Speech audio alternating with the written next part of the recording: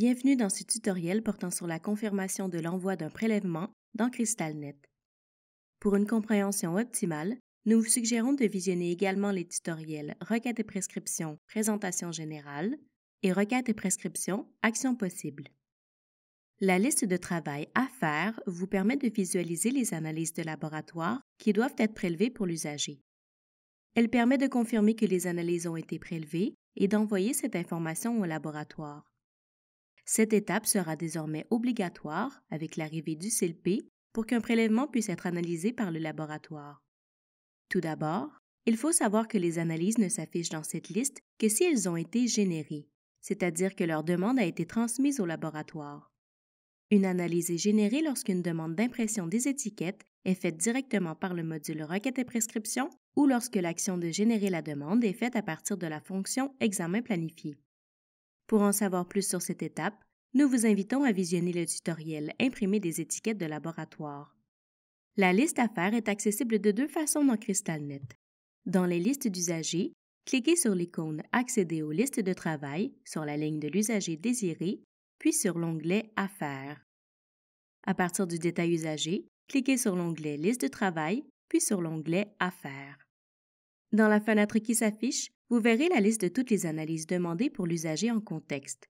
Vous y trouverez le niveau d'urgence du prélèvement, tel qu'il a été saisi lors de la création de la requête ou de la prescription dans le module Requête et prescription, la colonne Éléments qui présente les chapitres, les analyses et les paramètres en entrée s'ils ont été saisis. Le cas échéant, ces paramètres peuvent être visualisés en survolant cette icône avec la souris, la date et l'heure prévue du prélèvement et le statut des analyses.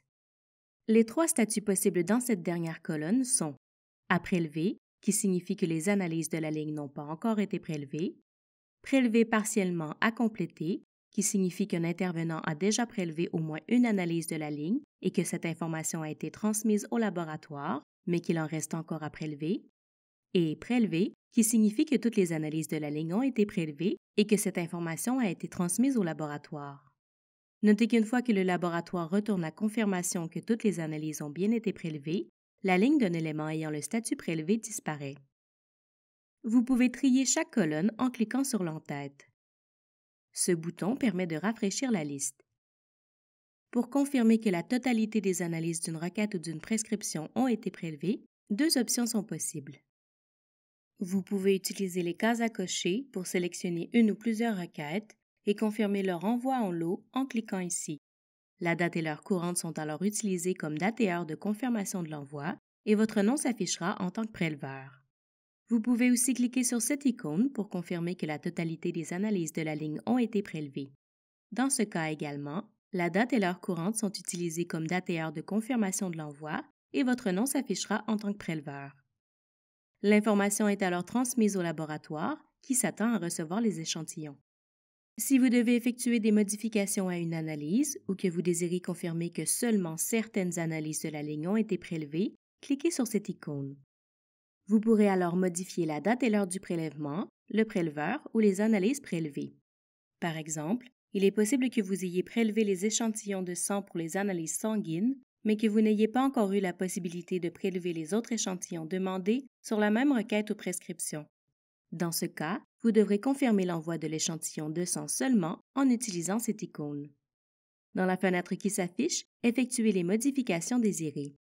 Notez que si vous modifiez la date ou l'heure du prélèvement, elles ne peuvent être dans le futur. Toutes les informations sont obligatoires. Si le nom du préleveur n'est pas disponible, vous pouvez cocher cette case. Cette icône permet de voir les paramètres en entrée, ce qui peut faciliter la distinction entre certaines analyses. Vous pouvez les visualiser en survolant l'icône avec la souris.